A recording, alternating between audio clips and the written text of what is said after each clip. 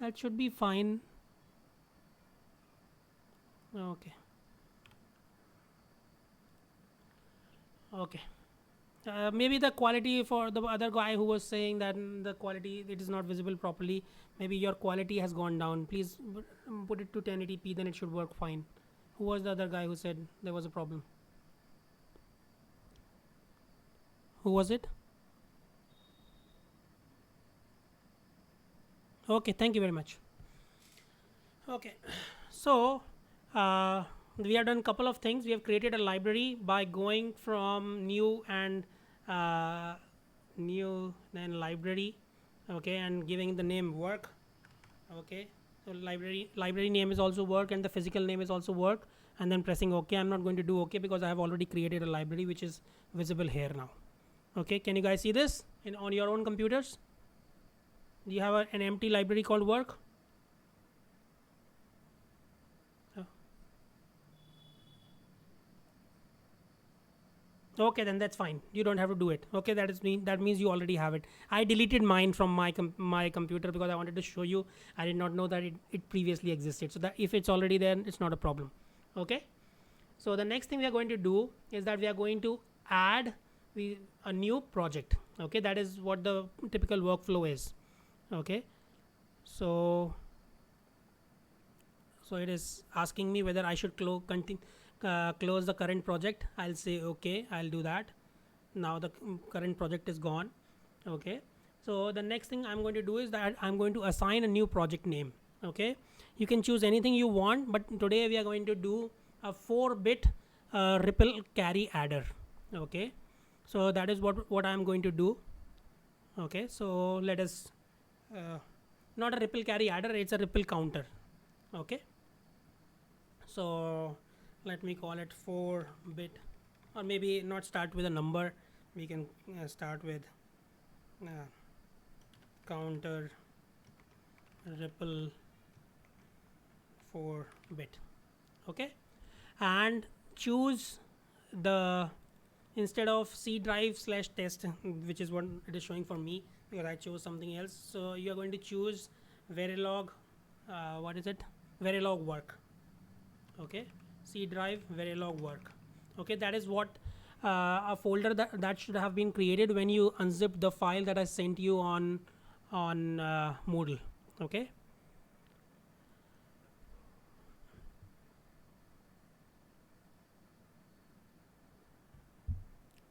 so we'll choose that Verilog with capital work.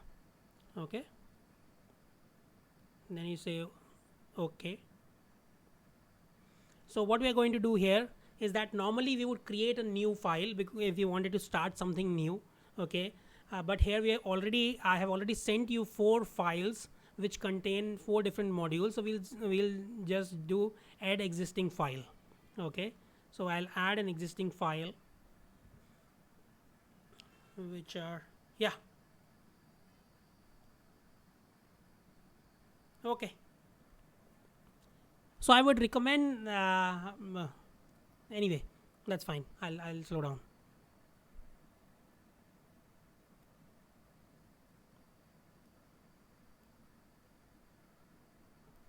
Okay, so you will add those 4 files.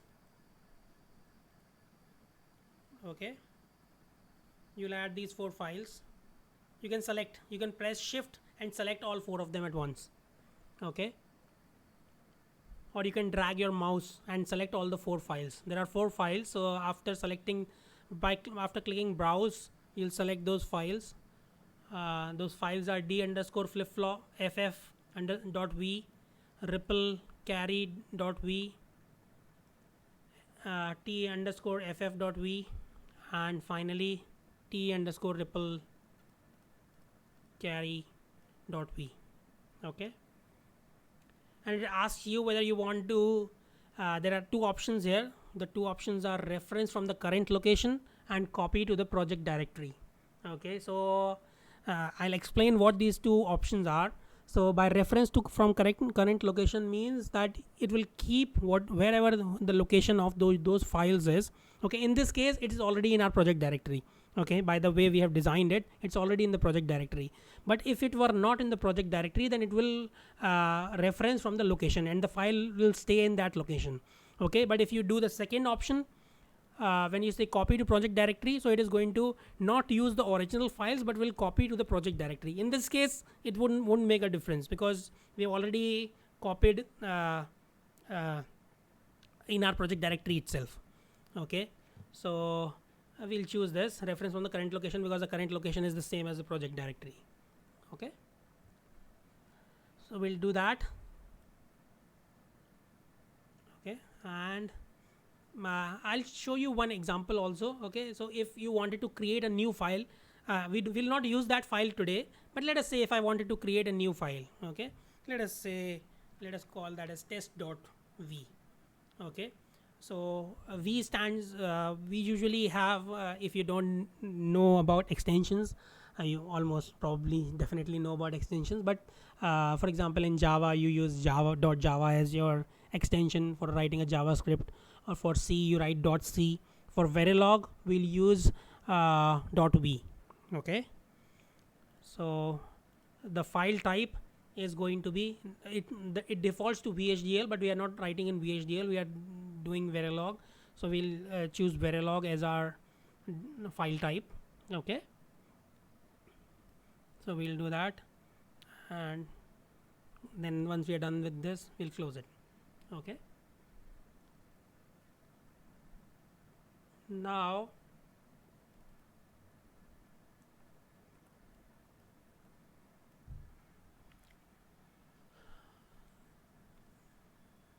why is it, can you open this file?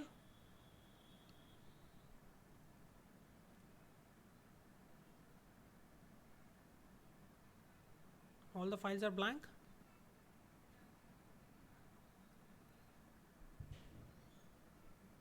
Maybe you unzipped them incorrectly. I don't know why I'm not able to open them over here. Double tap them. That's what I'm doing. It is asking me to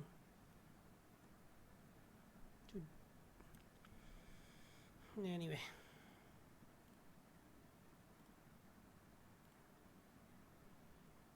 Okay, so let us say I'll use another app. Okay, I'll do that.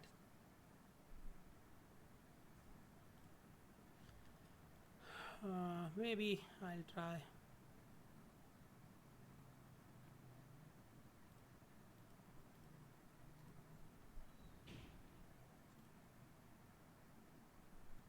I don't think that is going to make a difference. Nope.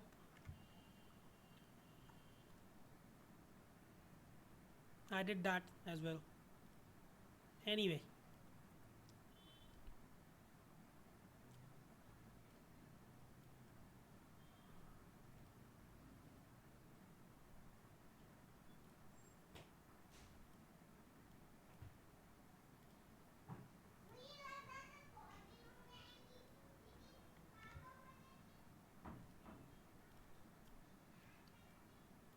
it was working fine, but the law of whoever's law it is, Murphy's law. All things that have to go wrong at the wrong time.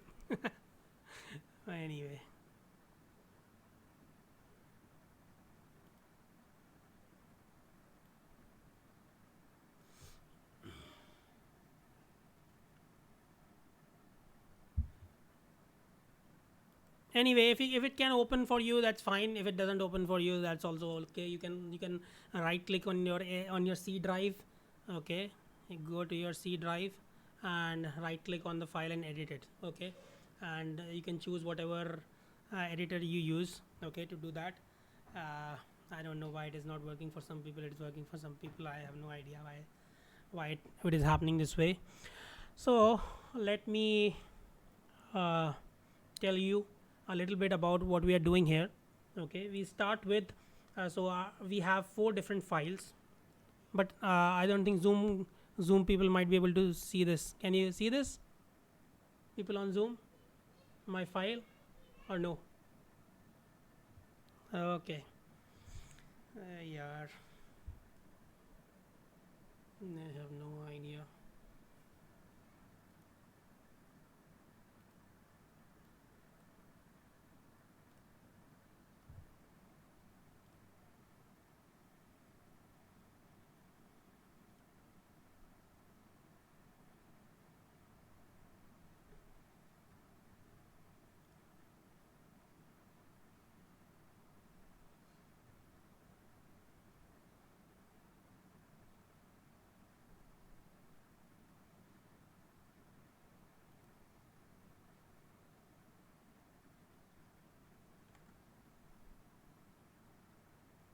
That's what I'm trying to do right now.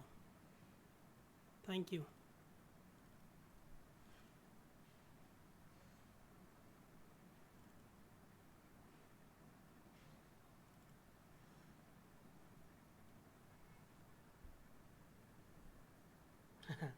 It starts a new instance of model sim. Oh, okay. Finally. Okay. Maybe I did some. The guy who was having a problem, I think you might have be having the same problem. You might be having a couple of different softwares which can open a .v file, or maybe you had reset your permissions. Okay, so if you do that with any .v file, and once you do that, it's going to start opening in that software itself.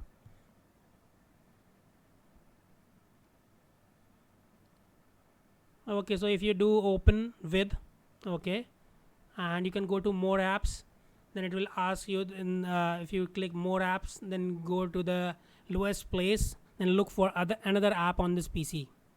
Okay, can you see that? Who was that?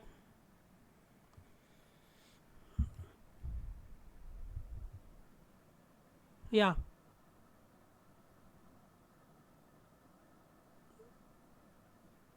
So if you right click and see, click open with.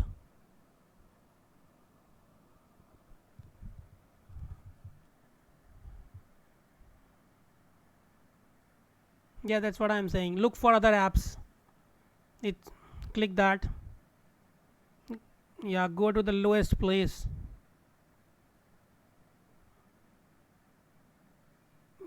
Yeah. So after that, it will open a browser, means file browser. So go and select your model sim file. Most likely it will be on C drive. C drive Intel FPGA. Is there a folder like that? Click that. Again 20.1 model sim ASE Win32 LOEM last folder. Go and click model sim there.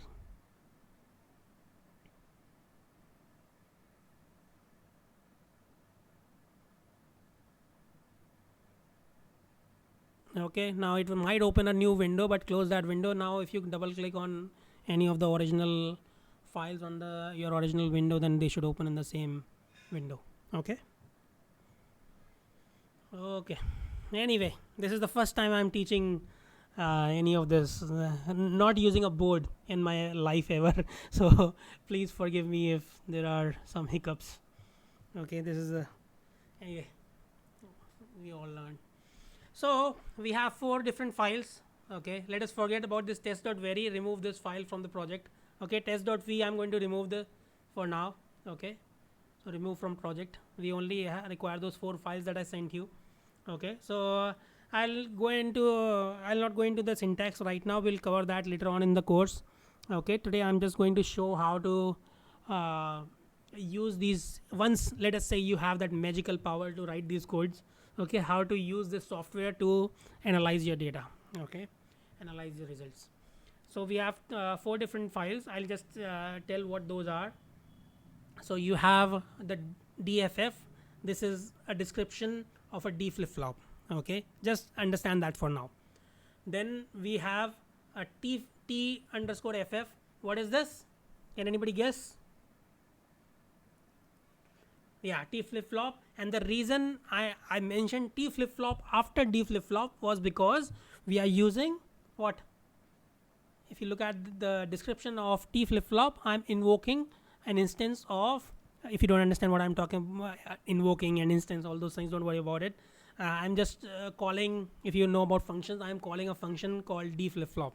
Okay, so it is calling a D flip flop because I create a T flip flop using a D flip flop.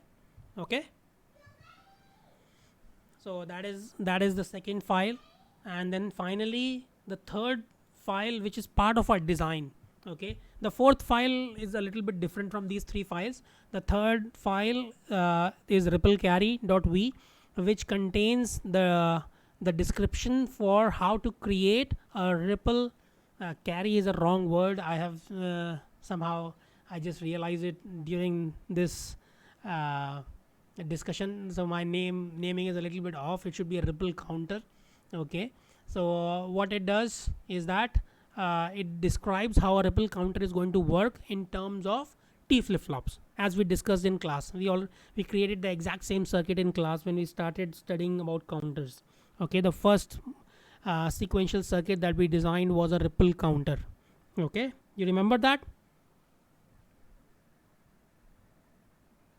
Okay, so if you look at the description, let us go into the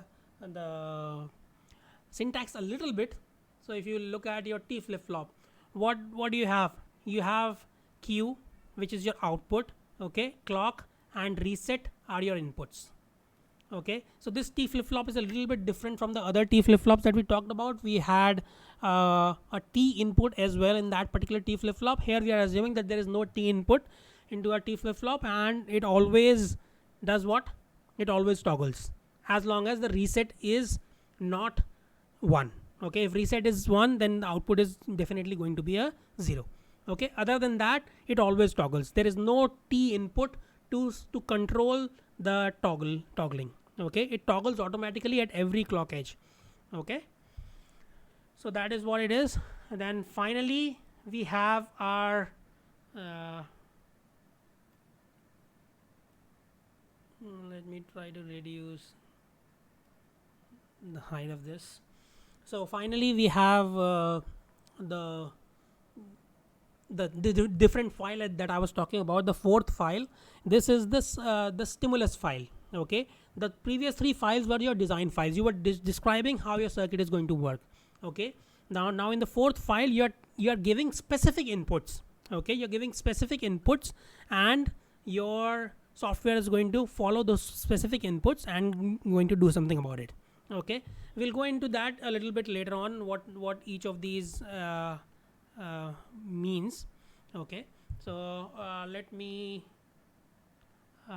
move a little bit ahead and talk about how to proceed further. Okay, once you have those four files, in this case four files, whatever, how many files, so primarily you have two kinds of files. Okay, one will be your design files, which will describe what the circuit does, and the second is going to be the stimulus file, the file which describes which gives the specific input and reads specific output. Okay, in this case this whole thing, the top line, okay, you can see the line number 1 to 23. Okay, those are describing how your inputs are changing. Okay, and the last line is what outputs your circuit should, your system, your simulator should monitor. Okay, so we are monitoring our output Q. Okay, so let us try to do our next step. Our next step here is going to be what? Anybody guess? What do you do after writing your code in a normal high level language? Java? Compile. Okay, and we can easily see there is a compile option there. So we are going to do, you can either do it from compile at the top menu bar. Okay, you can do compile all, or you could right click any of these files and it is going to say compile selected or compile all. Okay, in this case we have not compiled any of the files, so we are going to do compile all because all of them are important for us. Okay, so previously if you looked at the status, the status was showing as a question mark because it was questionable whether this is going to work or not. You can think of it that way. Okay, but now once after you compile them, it is going to show a check mark which implies that all your files have cleared the compile step. Okay, once you have cleared your compile step, the next thing you're going to do is that you're going to you can't execute from here. Next thing you're going to do is you are going to click here and do start simulation. Okay, everybody okay till here, or anybody has a question? So most of your all the codes that you're going to write in this course are going to follow this similar strategy. Okay, if anybody has a question, I'll answer that. Otherwise, we'll move forward.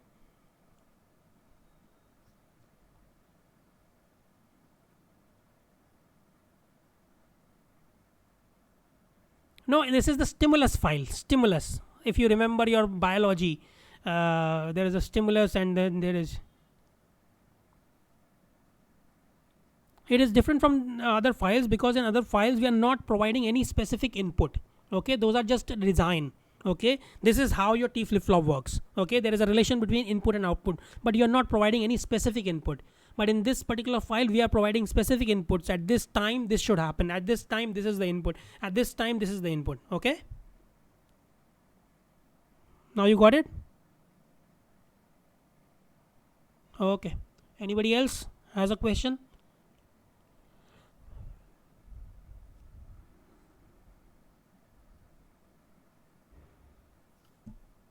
Nope.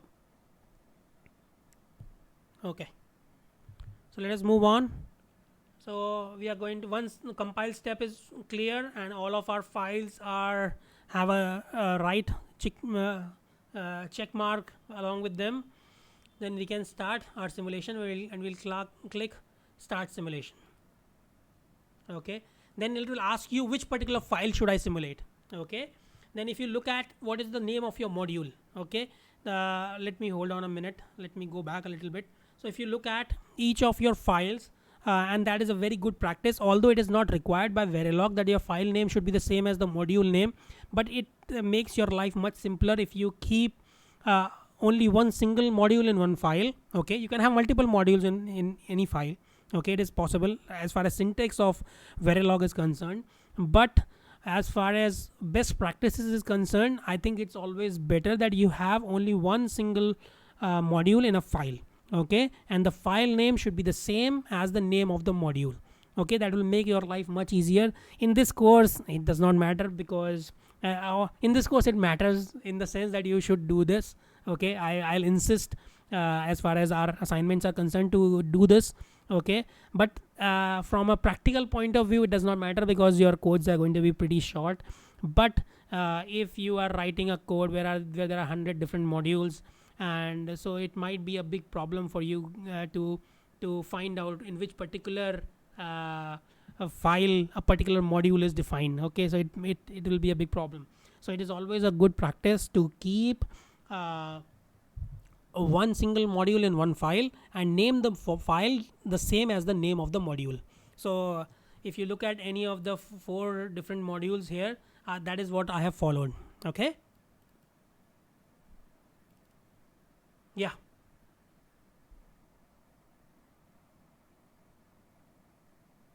Every everything, so you can think of it as Java. Okay, in Java you write everything in terms of a class, isn't it? Every function is written in terms of class, you can think of it that way. Okay, so every function is again is going to be written as a module. Okay,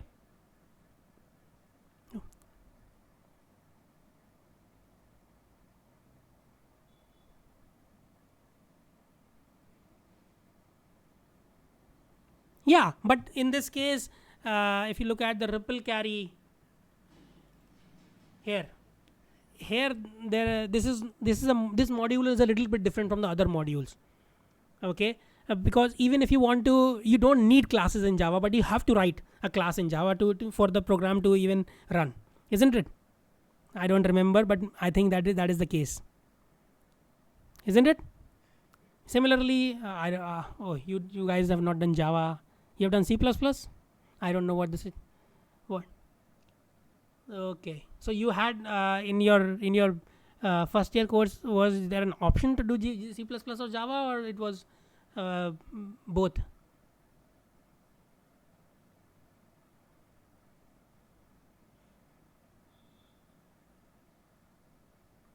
Okay, so there are some people who are branch changers, those who are saying that they have not done Java. Okay, okay, that's why I was a little bit confused, because initially I asked a couple of weeks back, what language have you done? You said Java, so that's why I, so sometimes, and you, yes, one of you always says that I have not done Java, so that's why I was a little bit confused. Anyway, so you have to write everything in terms of uh, uh, a class in Java. Okay, but here you have to write every code, piece of code is going to be in terms of a module. Okay, that module may be something which is similar to a function.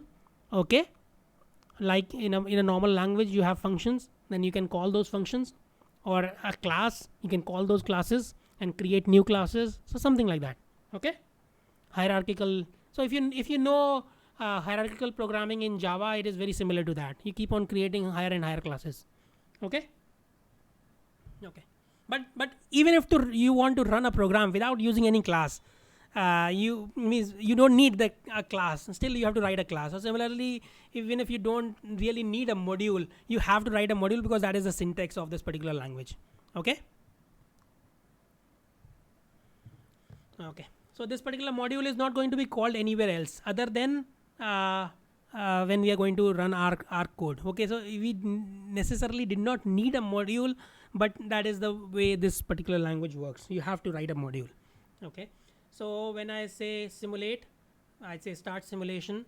So I'm going to choose the most likely the top uh, design. You'll choose the first one, the design. Okay, the top one is going to be work. Okay, so please choose T underscore ripple carry. Okay, T stands for the reason where there is a reason behind choosing T, because the stimulus file is also called as test bench. Okay, the stimulus file is also called as test bench. Okay, because it is sort of an automated testing of your design. Okay, so we also call it as test bench. So we usually add a T or something like that. Okay, which denotes test bench, or some people also use TB. Okay, you can choose whatever you like. Okay, for your test bench, so we are going to choose that test bench. Okay, and choose that and then click OK.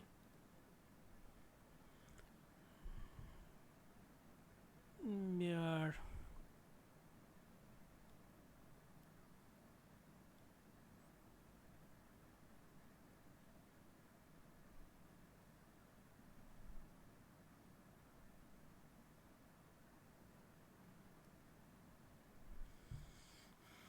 Is that okay? You might be seeing this kind of a window now, once your simulation is done. Can you see it? in, Not in my, but in your own computers as well. Can you? Okay, great. So now it creates of certain objects. Okay, these are the objects which are your inputs and outputs, whatever you're creating. Okay, so our clock is a clock. Okay, it's a single bit system, single bit vector, if you want to call it single bit, which is a clock. Again, reset is a single bit value, but Q, because it's a 4-bit counter, so we have it's a 4-bit vector. Okay, this vector has a length of 4 bits. Okay, so it creates this particular window. Okay, once you start your simulation, it creates a window called wave. Okay, yeah, please select that, and the next thing you're going to do is select that particular window wave. Now what you're going to do, you can either do directly select each of you can, whatever inputs you want to put into your wave you want to monitor, you can put that. Okay, or another option is, if you want all of them, is there a way to remove it? Yeah,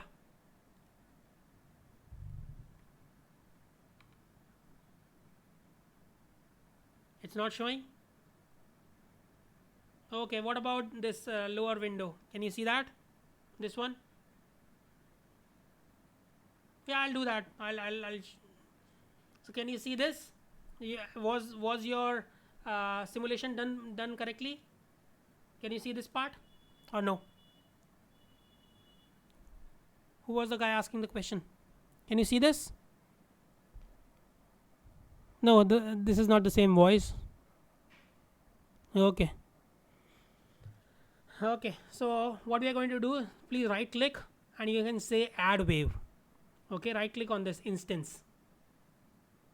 Can you see this instance? T underscore ripple carry adder, not ripple carry adder, ripple carry. Can you see that? Or no? So please do add wave. Okay, then the wave should open up. Does it? Does it for you now? Okay, great. So now the simulation has started in the background. Means it is waiting for you to move the simulation forward. Okay, everything is now ready to go. Okay, so what we are going to do is that we are going to say so go into the lowest window. Okay, you can also do it from simulate run and it will say run next. Okay, if you do this run next, it moves one step.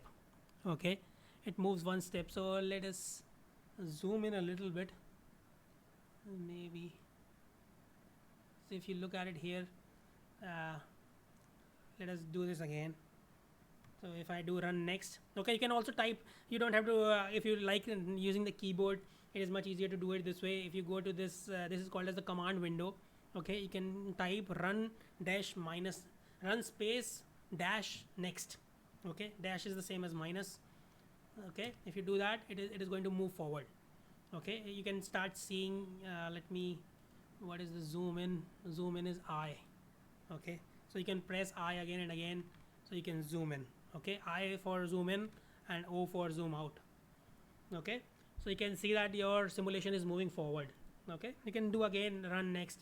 You can if you don't have not used you can press the up arrow key to run to repeat the same command. Okay, so if you look at what I'm doing right now, if you look at my command window, you'll see as I keep on changing, keep on pressing my up arrow key, I can keep on I get my previous commands. Okay, whatever command I had run previously.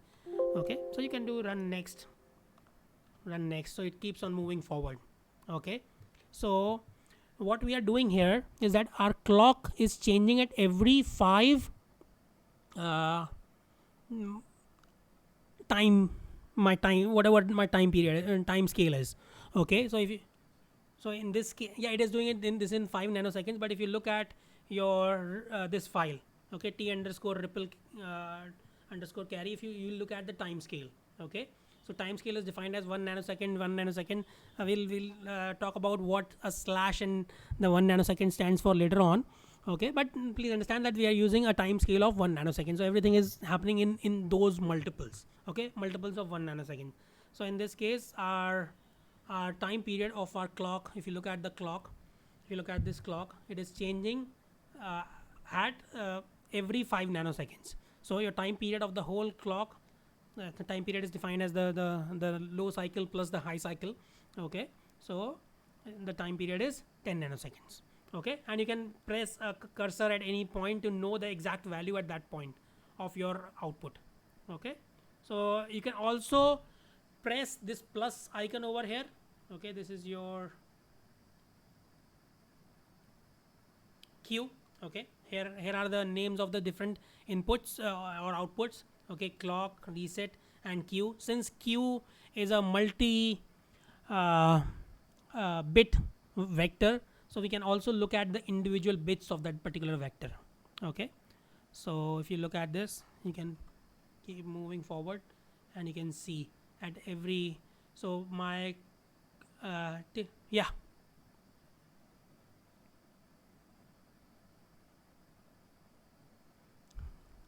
you know that the reason, if you look at the reset, okay, look at the reset. Okay, reset is 1. Okay, at all times reset is 1 right now. Okay, so till till you allow the reset to go to 0. In this case we have a normally low input reset. Okay, so till you allow your reset to become 0, your output is going to stay the same at 0. Okay, can you see the reset value? Okay, so let us move forward. Once our reset becomes 0, okay, reset becomes 0 at this point. Let us move forward. Okay, do another run next, another run next, and maybe a couple more. Okay, or you can also do a run, let us say 100. Okay, what is this run 100 going to do? Any idea?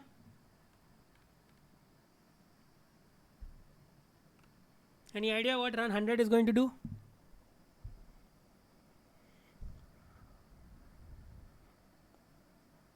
No, it will run for when you say run 100, it will run for the next 100 nanoseconds.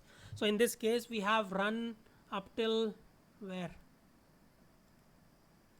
Not nanoseconds, whatever your time scale is. In this case it is nanoseconds. Okay, so we have run up to 35 nanoseconds. So if I do run 100, I'll do that just now. So it will move up to where? 135 nanoseconds. Okay, is that okay? Everybody okay with that? Yeah.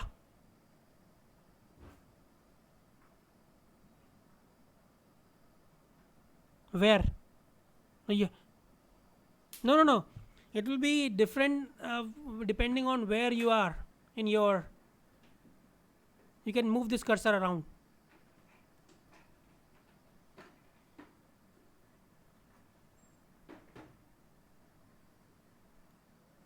Okay. So if you look at your, let me zoom in a little bit now. Maybe a little more. So I'm going to hide this because it is a little messy. Okay, so if you look at it over here, initially your reset was what? 1. So irrespective of what was happening with your clock, the output stayed at 0000. Okay, now when you are doing what? When you have allowed your reset to become 0, okay, you start seeing a change in your output. Okay, so can anybody, is there any Neha in our class? Any Nehas? I'm just making up a name, I have no idea. Okay, let me look at the list of participants.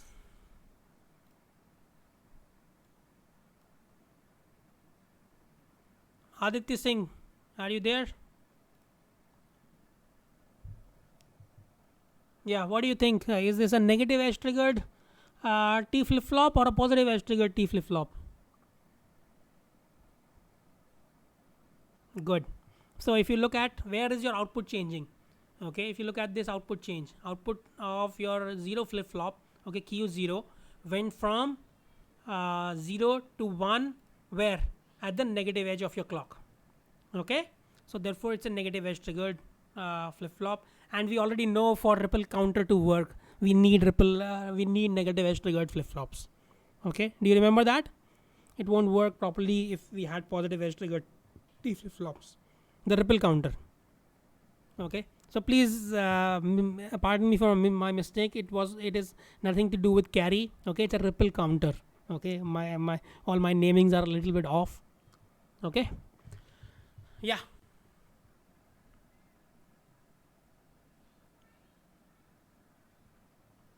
Q wali, see, you cannot represent 4 bits in a one line. Okay, through a wave. Okay, you cannot do that. You require 4 different waves. So you can look at 3210 Q3210 to look at the individual bits.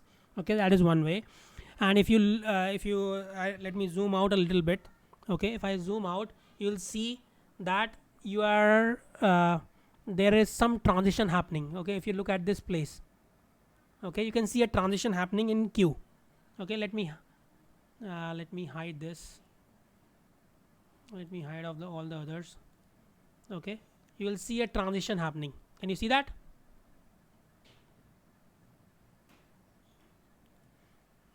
Okay, So let me do one more thing. Let me run it a little bit more. Okay, run it maybe 500 nanoseconds more.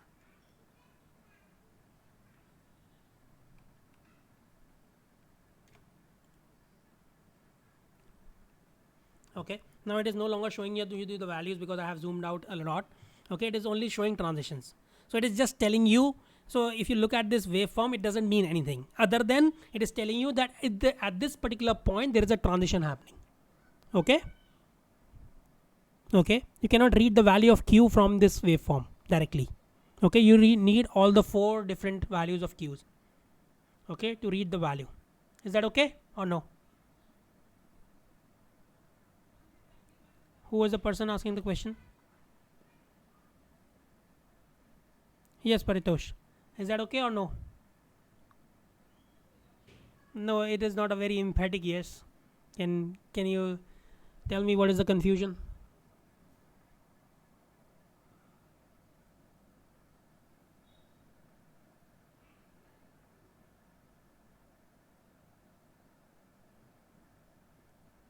Yeah, there is it just yeah, but if you wanted to look at the value, you could do that. Okay, by placing your cursor at any point. Okay, it is showing you the total value. If you look at the left and this thing, if you, focus on this. Okay. Yeah, I know that. I just hid it for you guys. Okay, so if you look at the this transition does not mean anything. This particular transition does not mean anything. You can't read a 4 bit output on using this kind of waveform. Okay, this is just showing that a change is taking place. Okay, Paritosh, is that all right? Okay, and if you want to read the specific value, one way of doing that is either look at this. Okay, wherever your cursor is, it will show on the left hand side what the exact value of your clock, reset and q is at that point. Another option is that you can expand it and see individual values. Okay, q3, q2, q1, q0. Okay, q3 is the most significant bit and q0 is the least significant bit. Is that all right? Is it moving correctly? Is it counting correctly or no? Let us see.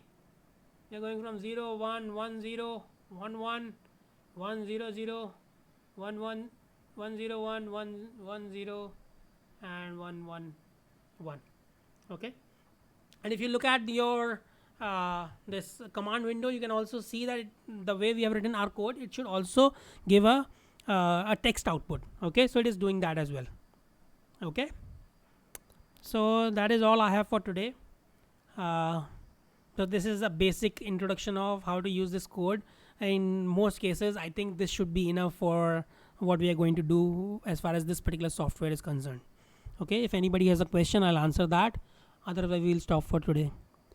Okay, and there's a possibility that there might not be a class tomorrow. I'll email you maybe at means if there is no class. If there is no class, then I'll email you. Okay, and if there is a class, then a class will happen at normal time at 2 o'clock. Okay, there is a possibility that there might not be a class tomorrow, and I'll email you if there is no class. Okay, any questions? Yeah,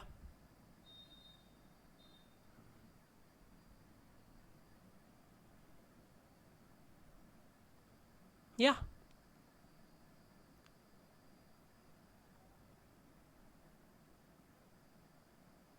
No, there is no input at all other than clock. Okay, this we are assuming that the way we have designed our t flip flop, it is there is no possibility of any input, means you cannot stop it other than if you have a clock coming in, it will almost always toggle. Okay, that is the way it is. This particular t flip flop has been designed.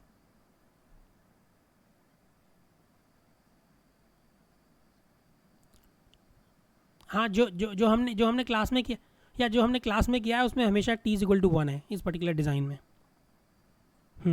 या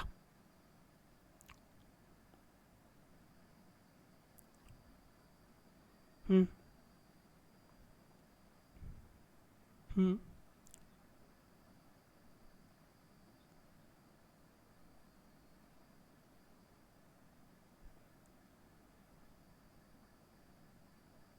What do you mean? Can you repeat your question?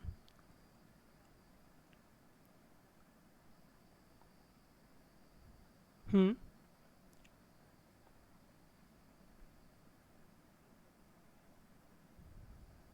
Huh?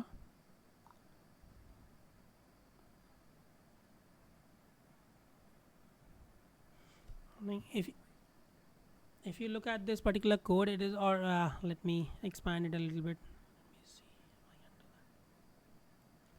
So let us go into that. So here we are declaring our two variables, clock and reset.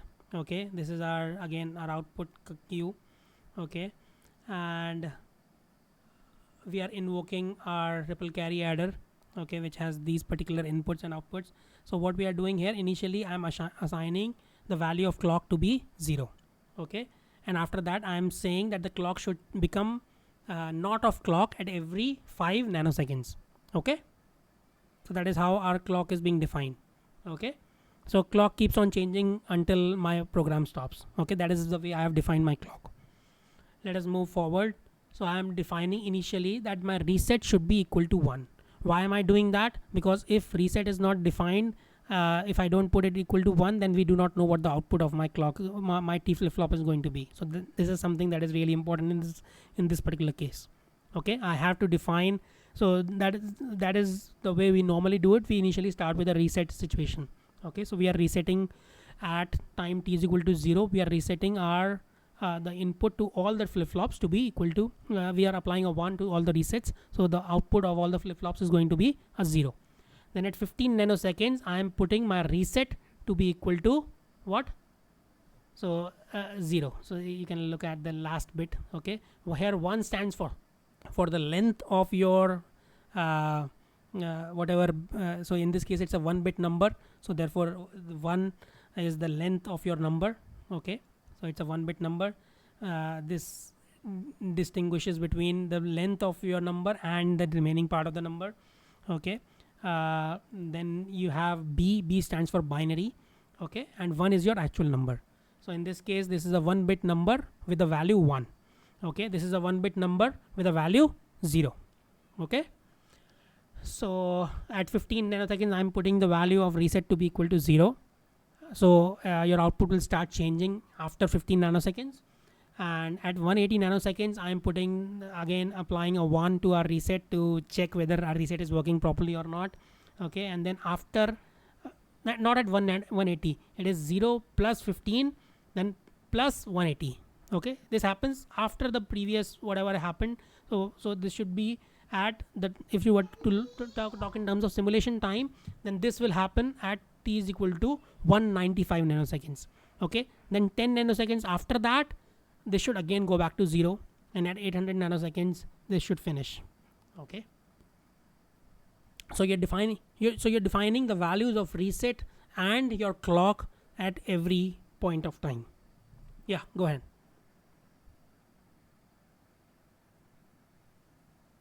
Not semicolon, apostrophe. The semicolon is to denote the end of our line.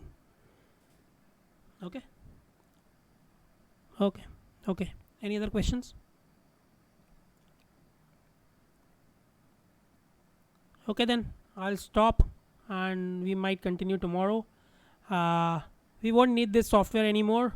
You can now, I think you are, if good enough to do these kind of things on your own.